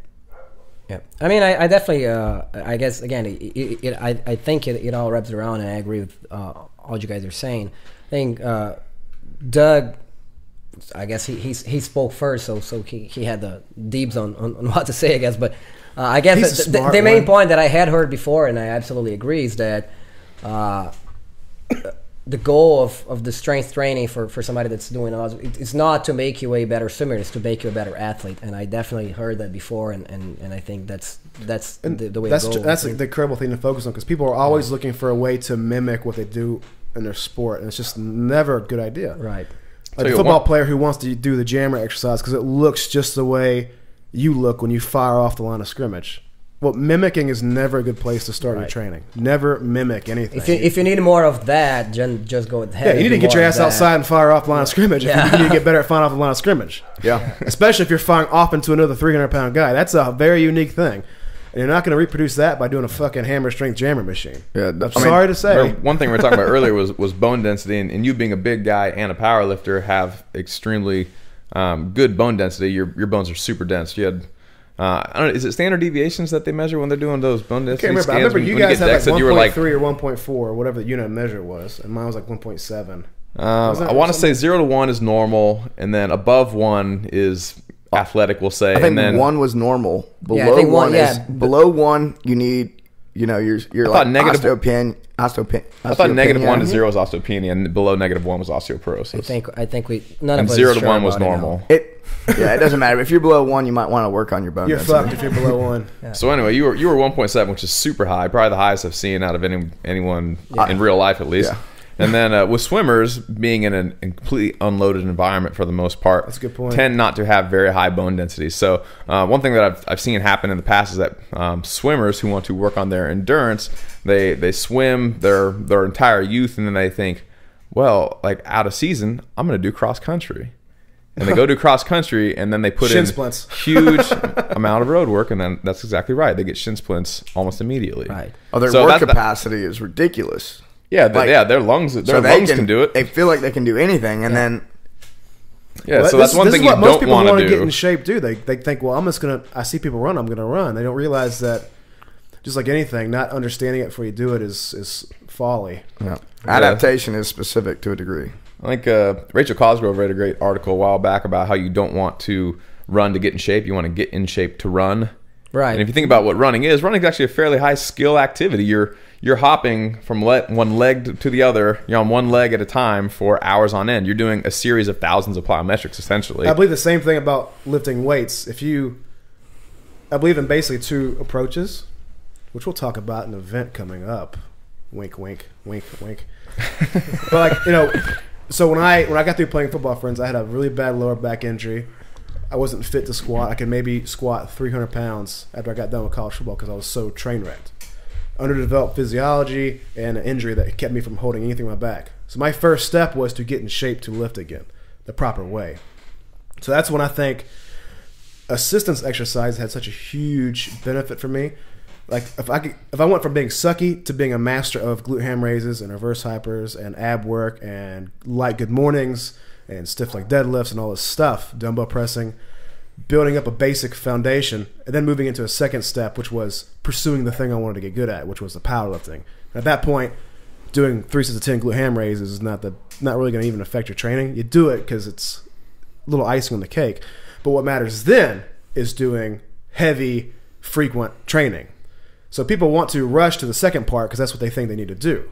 But they're not patient enough to lay a foundation. So before you do anything, it's jogging, it's lifting weights, either for powerlifting or for fitness or for weightlifting or whatever.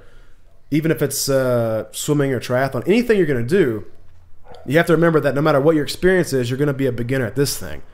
And if you don't take the time to lay the foundation through learning the technique and building up the muscles in a way they're going to be used, you're probably going to either not succeed, you won't succeed, and you're going to maybe get hurt really bad.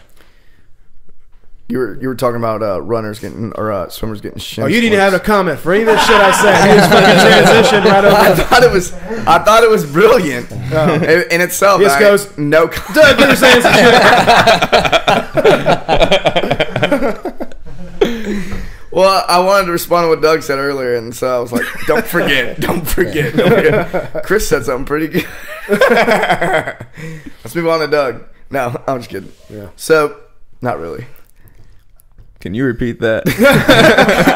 I'm completely forgot what you said now that we had this discussion. Well, I think even though Mike was more interested in his turn to speak versus actually listening to you, I feel like you did make the whole point across. I mean, it's you got to lay a foundation. I think another term that one guy that I've been following his blog now and reading a lot about what he has to say in terms of he calls it he wants to call it athletic development. You guys definitely heard of him. Is Vert Gambetta. Never heard of that motherfucker in my life. Yeah, me neither. Are you joking? Are you serious? No, I haven't. Oh, really? No, okay, I don't know. I mean, I'm sure Doug Okay, has. I know. So this is all news to me now. Oh, I was waiting to see what everyone else said. I was Yeah. like, oh, Anyway, yeah. I read all his stuff. There's a couple things that he says frequently, and one of them is simplicity yields complexity, which is, I think, is something that we didn't say it, but we tapped on how you don't have to think about fancy methods of training. You can make it simple, and again, that simplicity yields complexity. Me and this guy agree 100%. And so, and Well, I mean, On everything. one thing, yeah, everything. One thing that dawns on me the longer I'm in this deal is that the real genius and art of it is taking something complicated. It was like Einstein or anybody said that if you grasp something well enough, you can explain it in the simplest of terms that anybody can understand. So training is no different. So if you read how many articles I've read where people talked about complicated periodization methods, buzzwords, templates that are so carefully crafted, and you can tell they sat in a room and thought about it a really long time and combined all these exercises and laid out this 8, 10, 12-week thing or longer. And I go, this is all complete bullshit. Because one, you can explain all this in words that are completely straightforward and simple to anybody. And that's what I want to do at an event coming up in the near future. He's talking about the strength seminar, people. Yeah, but so if you read an exercise science book, even stuff that we saw in school, for most people, most of that stuff is just gibberish bullshit. And for me, reading it's all gibberish bullshit because it's written by people who haven't actually done it. They just theorized it. But big words, complicated training, and things that are made to seem too complicated that you chase because, well, surely it's complicated, it must be better than the other thing I'm considering, you're being misled. So simplicity is the way to go. At the upcoming strength seminar, you're going to try to Demystify. more or less simplify strength training and really kind of break it down where it's easy for anybody to understand. Yeah, I mean, you have to start with understanding exactly what you're after and where you're at. You have to approach it in the right way, and you need a basic set of tools to guide you in your pursuit of it. And your pursuit will be very individual. You'll try some things, you'll succeed. You'll try some things and fail. But if you have a solid understanding of some basic concepts, you can always keep yourself back on the path towards where you'd like to be and learn more and more as you go and become sort of the master of your own fate, as it were. But if you start off with this overcomplicated... Because there's a time in my life where I was devoted to finding the perfect program.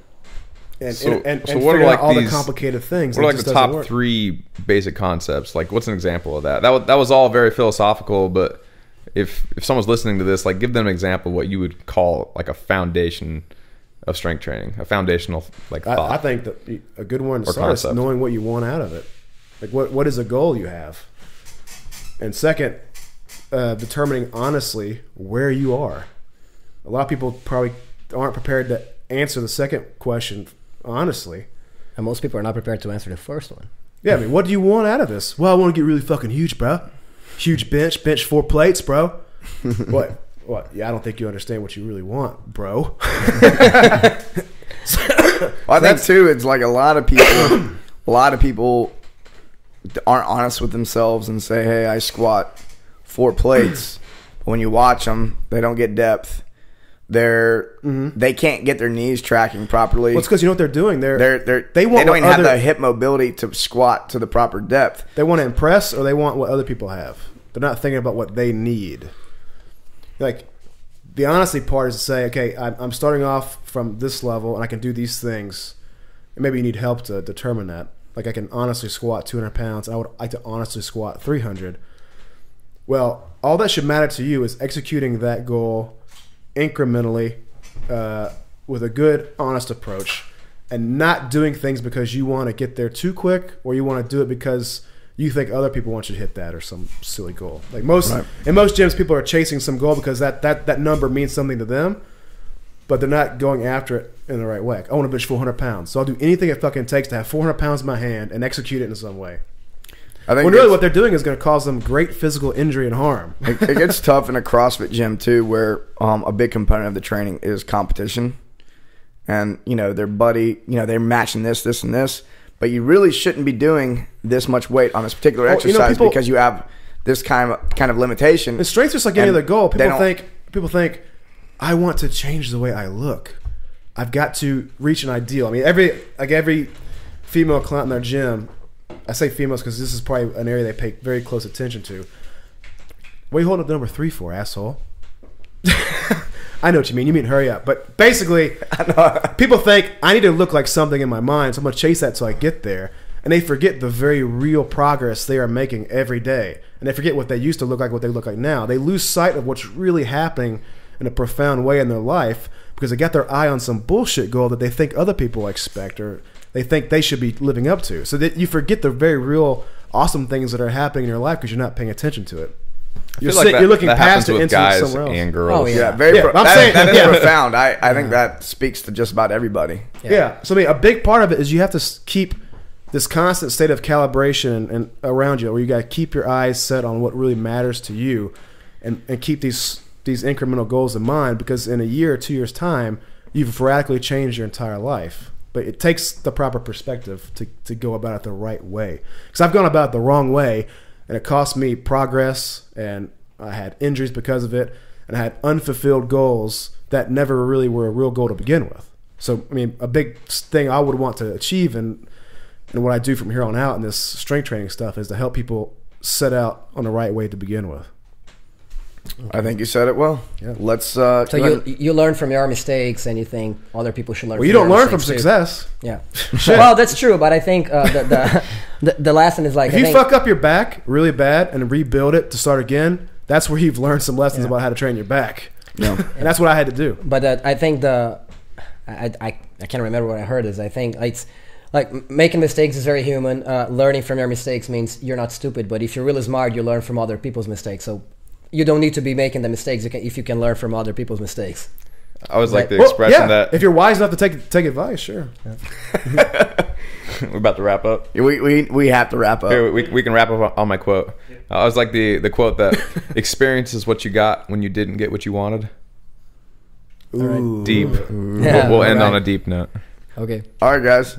Don't forget to check out fitter.tv, FITR.tv. We're hosting Technique Wad there now, and Barbell Shrugged. Check out the chrismooreblog.com. That's where Chris Moore write some stuff. Blogs about some stuff up there. I put this podcast up there too because this is so awesome, bro. Yeah. Lucas, you have anything you want to promote? Yes, I do. Well, I mean, obviously, if you are in Atlanta by any chance, which is where I live now, and you like to get involved in swimming, I actually work with youth swimming. I do not wear Guinness T-shirts when I go to practice, or cuss as much as we did in this one. But anyway, if you have anybody that wants to get involved with youth swimming, Gwinnett Aquatics is the name of the Can you spell that? Because your accent totally. Yeah, Gwinnett is GWINNETT. Gwinnett. Yeah, It's a county. exactly. It's a county. Yeah, Gwinnett County, and so we are Gwinnett Aquatics. GwinnettAquatics.com is the blog. Come out is and the be a master website. of your swimming destiny. Also, I actually do have a blog, but I must disclose that there's times of the year where I ride like every week, and then there's times of the year where I don't ride for like 4 months, which usually coincides with like, okay, swimming season got really heavy now, and I have a bunch of ideas, but I just never have time to develop them. So anyway, but I try to post stuff there, and we talked the whole blog about my last name being very hard to pronunciate. So my blog is actually has to do with my middle name, which is Kurotu. So the blog, Jesus. the blog address is lkurotu, which is LCUROTTO.blogspot.com. All right, cool. Well, we can probably post that as a caption. So real quick, I want to maybe throw you some business, possibly. But they're starting to throw swimming into CrossFit competitions. Would you be able to help out CrossFitters? There's a shitload of CrossFitters in the Atlanta area that compete. I'd be able to help them out in terms of giving them ideas. I actually wouldn't have the time to work with them because really? What if they were going to pay you $100 an hour? I essentially spend 6 hours on deck every day. It's pretty. I could try to make time, but it would be like on a weekend, and eventually not. It wouldn't be something that I honestly. What number would they have to pay you for you to be like, I all of a sudden have so much time? Everyone's got a price. I can't think of it in my head now, which means it's a pretty big one. No, I mean essentially if they can get. I recommend that we post your email address Yeah. and they contact you with inquiries because you are a man who's got great ideas. Most CrossFitters don't want swim coaching 3 days a week. They just want like an hour once a week or once every 2 weeks. Yeah, I mean, so they don't suck when they get in the water. I could probably help out with that. I mean, yeah, and you get our Barbell Shrugged stamp of approval. If anything else, I could also, if I don't have the time, I actually can direct them to other people that could help. There you go. Yeah. Perfect. So, all right, guys. And as always, definitely sign up for the Fitter newsletter off to the right side of the screen. That will keep you up to date with everything that we are changing about the site, which is actually happening at a pretty quick place right now. Yay! All right, guys. All right, that's it. Peace out. Guys. Thanks for having me. You been scared. Very good. Lucas Ferrari, that was awesome. Yeah. Is it spell